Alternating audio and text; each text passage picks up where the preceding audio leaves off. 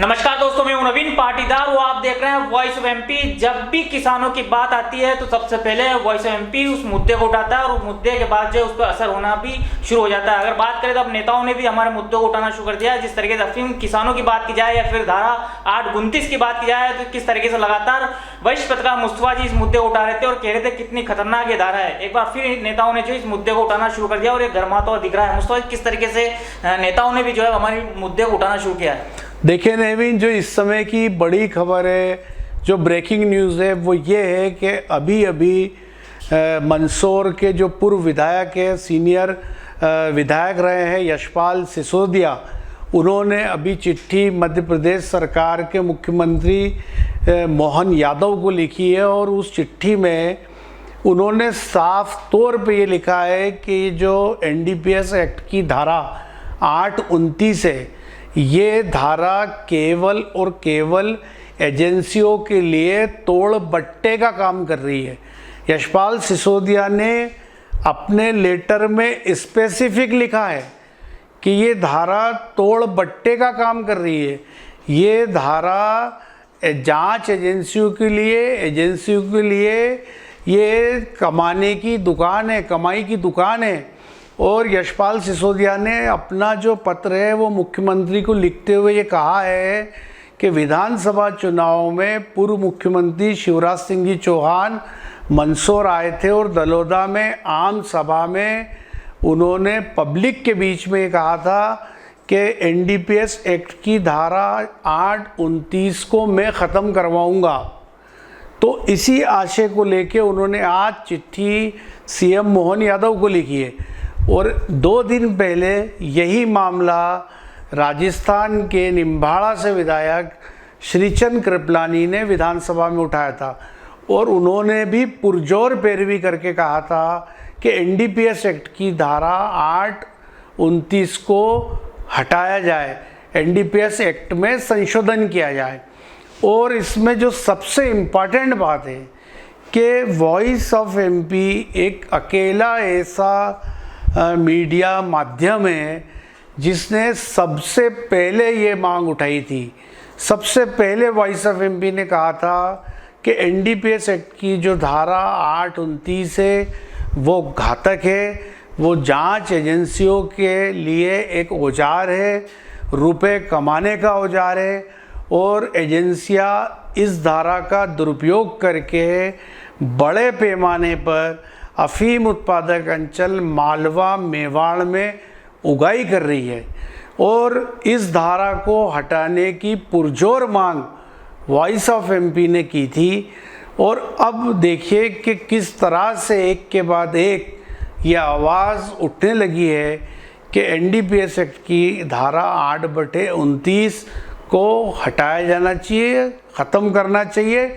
और अभी कुछ दिन पहले जो राजस्थान के हनुमानगढ़ के जो सांसद है उन्होंने ये मांग खुद ने नागौर से जो सांसद है हनुमान बेनीवाल जी, उन्होंने ये मांग उठाई थी कि इस धारा को समाप्त किया जाना चाहिए। नवीन, जिस तरह का सांसद विधायकों ने उठाई, तो इस क्षेत्र के जो सांसद है और जो विधायक उनको भी पुरजोर से लोकसभा में जब सत्र चलता है उस टाइम इस मुद्दे को रखना चाहिए, तो कहीं ना कहीं असर होता दिखे, आप मानते हैं? बिल्कुल रखना चाहिए और बिल्कुल उठाना चाहिए। और जब ये बात आगे जा रही है, जब ये मुद्दा बन रहा है, तो जाहिर सी बात है कि अब इस मुद्दे पर जो हमारे स्थानीय सांसद सुधीर गुप्ता है या चित्तौड़ के जो सीपी जोशी है, इनको इस मामले को लोकसभा में ले जाना चाहिए और इस मामले पर एक्शन होना चाहिए। और एनडीपीएस एक्ट का, वो पूरे एक्ट का नए सिरे से निर्धारण होना चाहिए, क्योंकि इस एक्ट में कई खामियां हैं। और जैसा कि इसकी सबसे बड़ी जो खामी है वो है डोडा चूरा को एनडीपीएस एक्ट में माना जाता है, लेकिन ये बात भी सबसे पहले वॉइस ऑफ एमपी ने कही आज से 5 साल पहले कि डोडा चूरा एनडीपीएस एक्ट में नहीं आता। उसके बाद आईपीएस अफसर मनोज कुमार सिंह ने 27 पेज का अपना पावर पॉइंट प्रेजेंटेशन दिया। उन्होंने ये साबित किया कि डोडा चूरा एनडीपीएस एक्ट की धाराओं में नहीं आता है, क्योंकि उसमें जो मॉर्फिन का परसेंटेज है वो 0.02% से कम है। तो जो लोग जेलों में बंद है, जो डोडे चूरे के केसेस में बंद है, ऐसे लोगों बेकसूर है, उनको रिहाई मिलनी चाहिए। तो आप ये देखिए कि मुद्दा चाहे डोडा चूरा को एनडीपीएस एक्ट से बाहर निकालने का हो, चाहे वो एनडीपीएस की धारा 829 को ख़त्म करने का हो, चाहे टर्की के पोस्ते को भारत में नहीं बिकने देने का मामला हो, ऐसे तमाम मामले जो बेहद गंभीर है, संगीन मामले हैं, जिनसे भारी नुकसान किसानों का हो रहा है, उन मुद्दों को लगातार वॉइस ऑफ एमपी उठाता रहा है। और हमने सबसे पहले सरकारों का ध्यान इस तरफ खींचा, नेताओं का ध्यान इस तरफ खींचा, और अब इस पे बात होने लगी है, खुलकर चर्चा होने लगी है। और पिछले 4 सालों से जो अफीम उत्पादक अंचल के तमाम जो सांसद है, जो अपना वार्षिक प्रतिवेदन देते हैं नई अफीम नीति के पहले, उसमें प्रमुखता से इन मुद्दों का जिक्र करते हैं कि डोडे चूरे को एनडीपीएस से बाहर लाया जाना चाहिए।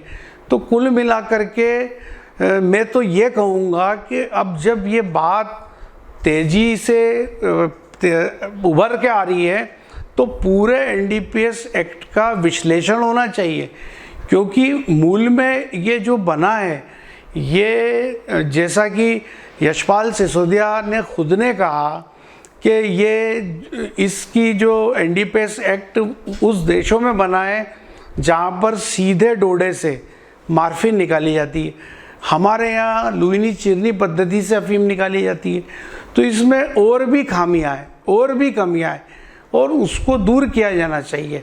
और इस केस की जो अलग अलग धाराएं हैं, जिसमें हज़ारों बेकसूर लोग बंद हैं, उनकी जेलों से रिहाई होनी चाहिए। नवीन मुस्तफा जी, क्या मानते हैं आप, किस तरीके से हम मुद्दे उठाते हैं और उन पर बात होने लगती है तो कितनी बड़ी खबर का असर माना जा सकता है इसे? बिल्कुल सही कह रहे हैं। वॉइस ऑफ एमपी की खबर का असर होता ही है, क्योंकि हमारा जो मोटो है, जो हमारा मोटिव है, वो ये है कि सच्चाई को सामने लाना, जनहित की पत्रकारिता करना, किसानों की आवाज़ बनना, और ग्राउंड ज़ीरो की जो हकीकत है उससे सरकारों को और सरकार में बैठे लोगों को अवगत कराना।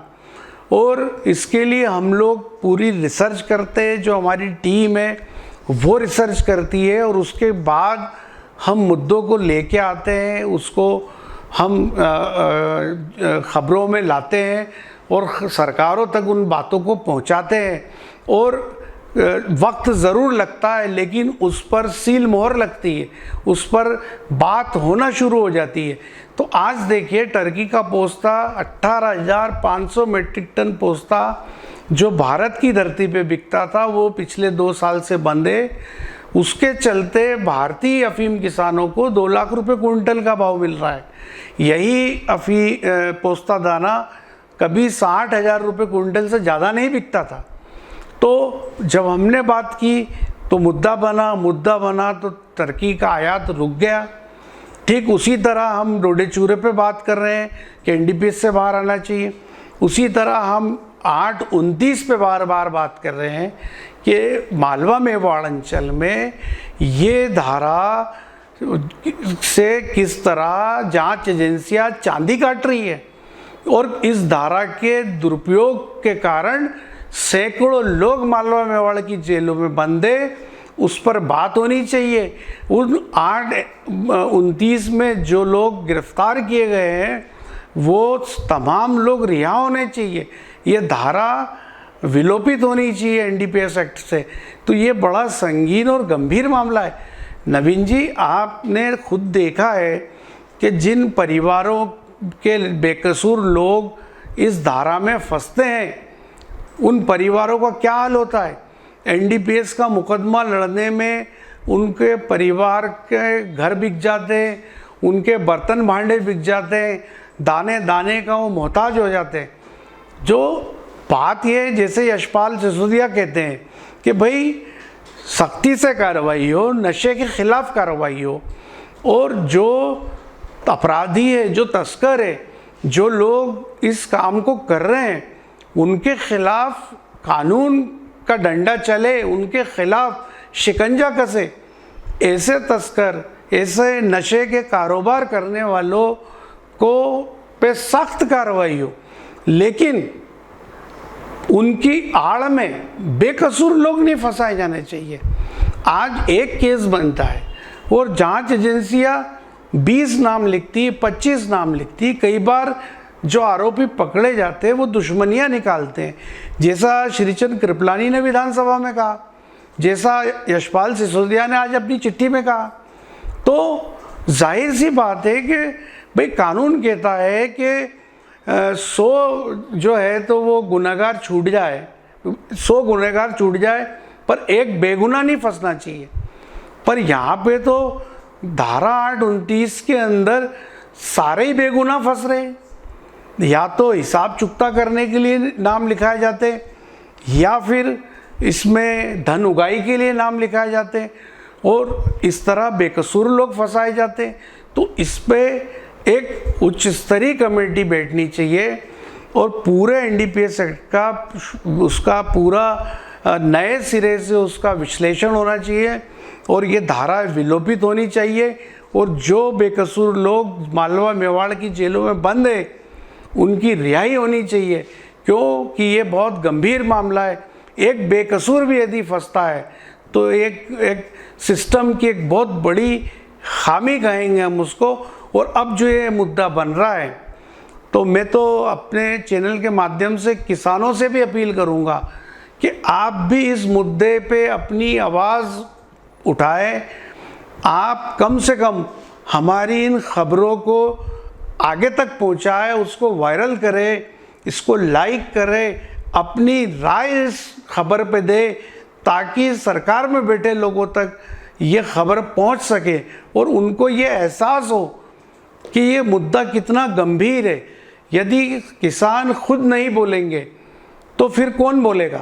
तो मालवा मेवाड़ के अफीम किसानों को आगे आना चाहिए और इस मुद्दे पे आवाज़ में आवाज़ मिलानी चाहिए, ताकि जल्द से जल्द सरकार इस पे कोई फैसला ले और जो बेगुनाह 829 के अंदर जेलों में बंद है उनकी रिहाई हो सके। नवीन, तो सुना आपने, ये थे वरिष्ठ पत्रकार मुस्तफा जी, इनसे हमने जानने की कोशिश करी किस तरीके से जो मुद्दे हम उठाते हैं वे अब सदन में भी गूंज रहे हैं, तो साथ ही मुख्यमंत्री तक पत्र भी लिखे जा रहे हैं। जिस तरीके से श्रीचंद जी ने उठाया, पूर्व विधायक जो है यशपाल जी ने पत्र लिखा, तो ये इस वक्त की सबसे बड़ी जानकारी थी।